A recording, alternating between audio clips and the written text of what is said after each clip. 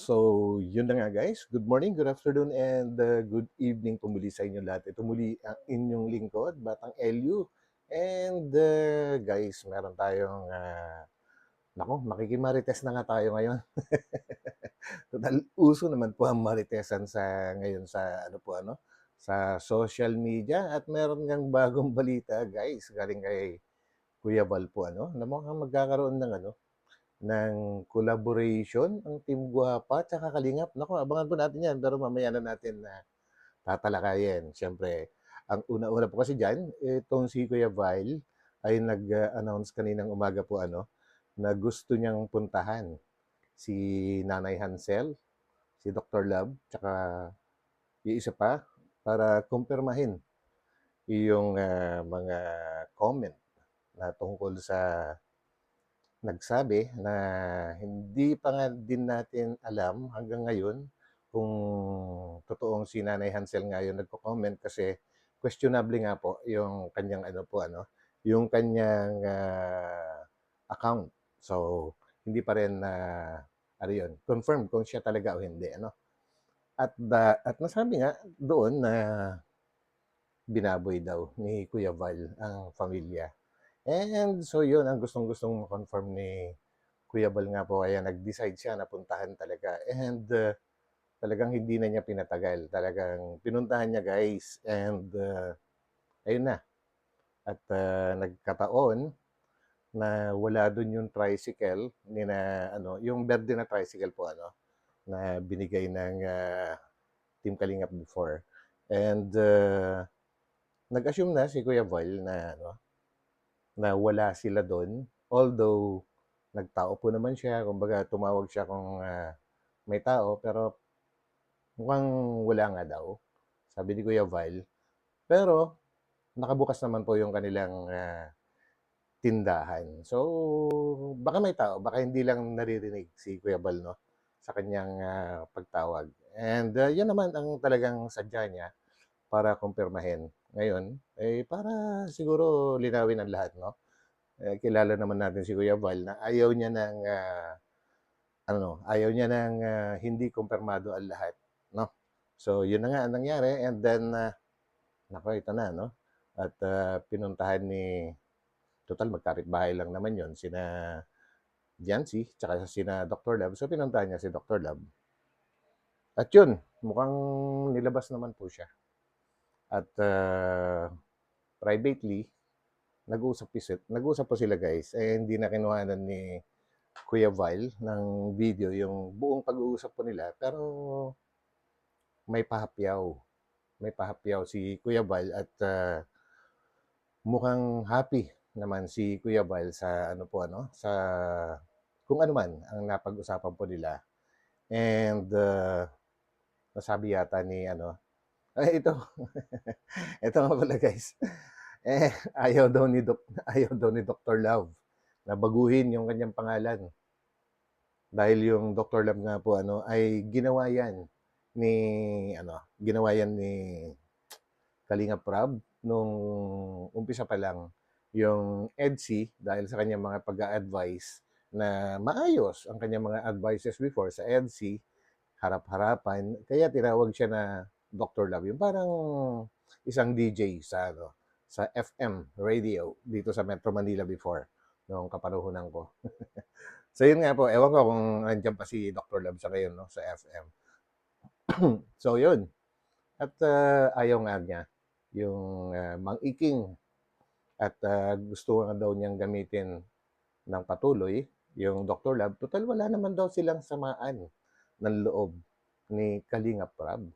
Dahil nasabi nga ni Kuya Val na si Kalinga Prab ang nagbigay sa iyo ng pangalan na yan and dahil wala ka na sa Kalingap, kailangan baguhin mo na dahil galing Kalingap yan. Ayaw nga daw. At nasabi nga na wala naman daw silang samaan ng loob ni Kalinga Prab. Actually, kung aanuin natin to, walang samaan ng loob. Actually, wala naman talaga samaan ng loob si Kalinga Prab sa kanya. Paulit-ulit yan. Kaso itong mga pagla-live na paulit-ulit naman nung kabilang side yan, sina Dr. Love tsaka si Radsing, ay may mararamdaman ka talaga na kakaiba dyan. Questionable yan, no? Anyway, 'yun naman ang sabi, wala naman daw silang sama ng loob. And, gano'n nga at, isa pa, nasabi ni Dr. Love yata kay Kuya Val, okey sabi na natin diretso nasabi niya kasi nakuwento naman ni Kuya Val 'to, na may sama ng loob itong, mag-asawa nga po ano, sa magulang ni ano, ni dalaga. And, 'yun online, total wala naman do'n yung mga magulang ni dalaga ay hindi nakausap ni Kuya Val. Kaya ang ginawa ni Kuya Val ay humingi siya ng paumanhin. Humingi siya ng paumanhin, guys, through ano, do'n sa kanyang, uploaded, video kani-kanina lang, mga 4 hours ago or 5 hours ago. So, panoorin niyo na lang po do'n na 2 o 3 beses yata siya humingi ng paumanhin dahil, sabi nga niya ay talagang, kung ano man kinasama ng loob nila ay bunga lang 'yon ng mga talagang sali-salita. Kumbaga, ano kasi 'yan, pagka tinitira ng kabila ang kabila, siyempre sasagot 'yan. Imposibleng hindi sasagot 'yan, 'di ba? Kasi nati-trigger, gano'n talaga. Normal 'yon. Social media 'yan, Kumbaga, gano'n talaga labanan sa social media, tanggapin man natin o hindi, parang 'yun na yung, pinaka-normal. So 'yun nga at, nakahingi ng paumanhin si Kuya Val at, humingi ng ano, sa tingin ko naman ay okey na 'yun, 'no? Pero kung sana kung nandun sila, mas maganda sana na nilabas po nila, si Kuya Val kasi nakabukas yung tindahan. Kung wala sila kasi, normally talaga is naka-lock yung gate and, sarado yung roll-up ng tindahan. Siguro tulog, tulog siguro si Nanay Hansel and si Tatay Veran, malamang wala kasi wala yung tricycle, 'no? Baka sumundo or naghatid, mga gano'n or may pinuntahan, hindi na natin alam yon. And so on. So, balikan natin yung pag-uusap po nina Dr. Love tsaka ni Kuya Val po, ano? At yun na nga, at hindi man natin narinig yung pag-uusap nila, pero si Kuya Val naman po ang nagsabi na ang gusto nga daw ni Dr. Love, sabihin na natin Team Guwapa kasi parang siya naman kasi yung nagbuo niyan, hindi po ba? Ay gusto nilang makipag-ano, parang magkaroon ng collaboration. Kumbaga, maging sakop pa rin ng Kalingap. Naku, totoo kaya 'to? Or I mean, totoo kaya sa kalooban ni Dr. Love itong, sinasabi niya? Well, malalaman po natin 'yan sa mga susunod na araw. Tutal si Kuya Val ay makikita natin yung, kanyang aura habang ibinabalita niya ay mukhang happy naman siya at,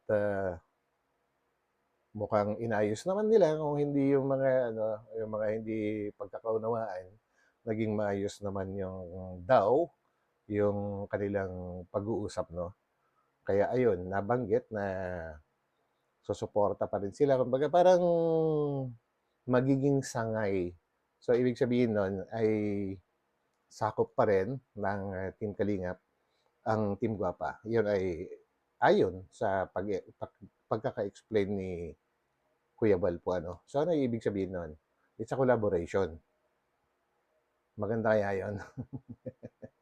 Maganda, maganda kung magiging maayos ang ano, magiging maayos ang, yung dalawa. What I mean, kumbaga, kung hindi nila talaga kakalabanin ang Kalingap ay magiging maayos at, kung iisa ang kanilang layunin na pagtulong kasi alam naman natin ang Team Kalingap talagang pagtulong.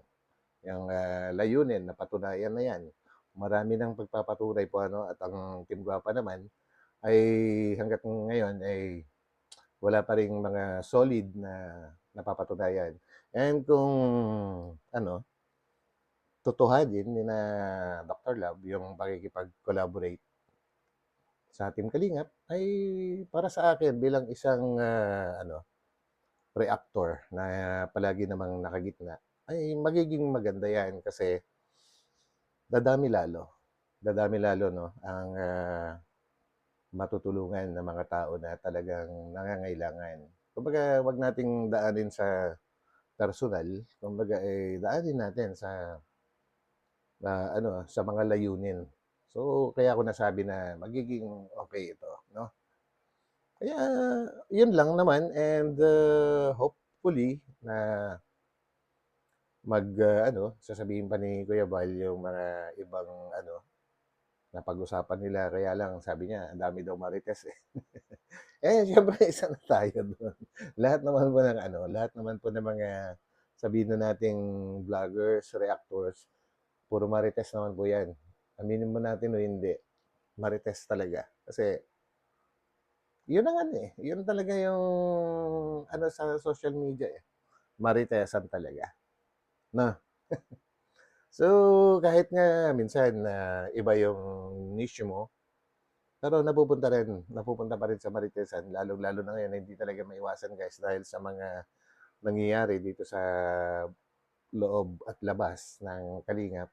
Ang daming sumasawsaw na yung mga dati ng kumakalaban sa Team Kalingap na mga reactors, alam niyo na kung sino-sino yung mga yan, ay talagang sakay na sakay po sila, no?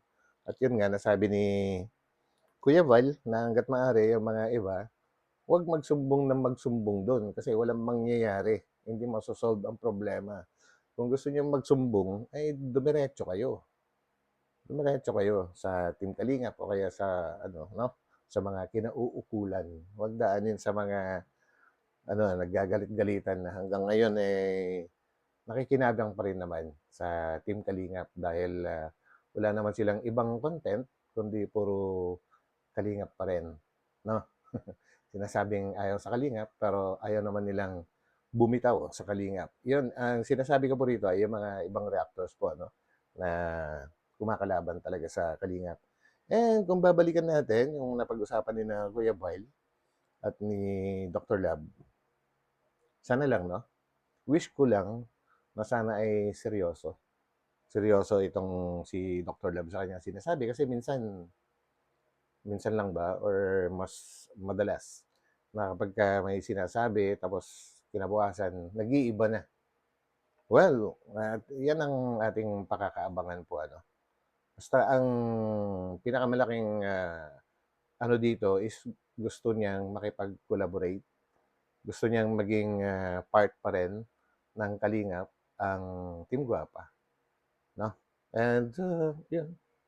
Ewan ko lang sa inyo guys na makakapanood nito kung ano naman ang inyong, komento ay comment down na lang po kung ito ba ay magiging okay o hindi. Siyempre gusto ko rin pong, marinig or malaman ang inyong saloobin. Pero para sa akin walang problema.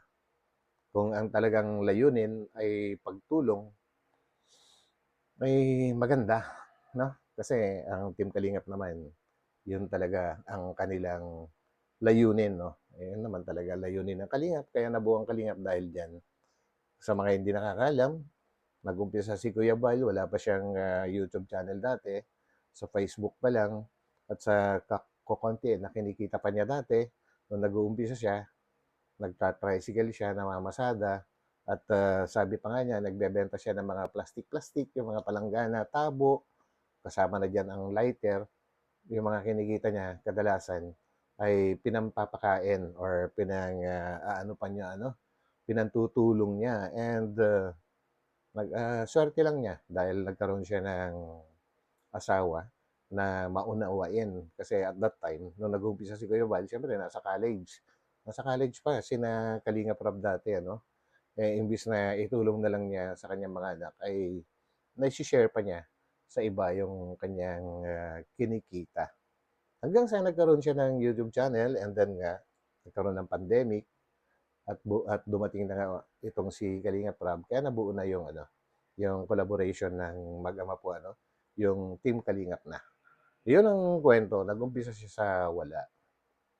Pero nagkaroon siya ng pusong kalingap na hanggang ngayon, tuloy-tuloy pa rin. Okay, sa mga hindi nakakakilala kay Kuya Vile, minsan hindi niyo maintindihan kapag kung siya ay galit o hindi po. Pero para sa amin, matagal na niyang matagal nang nakakakilala sa kanya or nakakausap po niya ng, sabihin na natin kahit sa chat, minsan sa personal, ay mas kilala na namin po siya 'no, na napakalambot po ng puso ni Kuya Val, sobra at napaka-ano, mawain. Kahit, kahit siguro sa mga ibang ano 'no, umalis, kahit personal tanungin niyo sa kanila kung sino si Kuya Val at, may masasabi sila na maganda 'no. And kaya lang naman nagkakaroon ng problema na ganito dahil sa naumpisahan before and sana nga'y matapos na 'yan 'no. Sana lang, wish ko lang para bumalik na yung katahimikan 'no. 'Yun lang ang aking masasabi. And kayo guys, ano naman ang inyong mga komento pagdating dito sa usapin na ito? Okey kaya para sa inyo? Siguro may mga magko-comment na okey, maganda, meron ding against 'no? At, dun nga sa video ni Kuya Vile ay may mga nagko-comment dun na wag na daw kasing pilitin ni Kuya Vile yung pamilya na manatili. Actually, hindi naman po pinipilit ni Kuya Vile, guys. Ang, alam ko, pagkakaintindi ko sa ginagawa ni Kuya Vile ay gusto niyang mas maging maayos, kumbaga ay maging mas malinaw yung mga gulo na nangyayari po ano.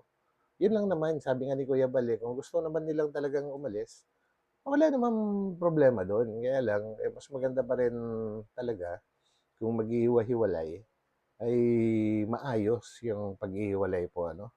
Yun ang aking pagkakaintindi. So yun guys, yun lang naman ang ating ano ngayon and, gusto ko panoorin niyo mismo sa channel ni Kuya Vile yung, ating, pinag-usapan sa ngayon and yun at, hanggang dito na lang guys and, huwag nating kalimutang pindutin yung like button 'no, and sa mga hindi pa nakakapag-subscribe baka naman puwedeng pindutin na po yung subscribe button ni Batang Elio. So 'yan po guys. So hanggang sa muli at, magkita-kita po tayo ulit sa aking mga susunod na uploads at susunod na updates tungkol nga po dito po ano. So 'yan. So God bless po sa lahat and, magkita-kita tayo ulit. So, ba-bye po muna. Bye.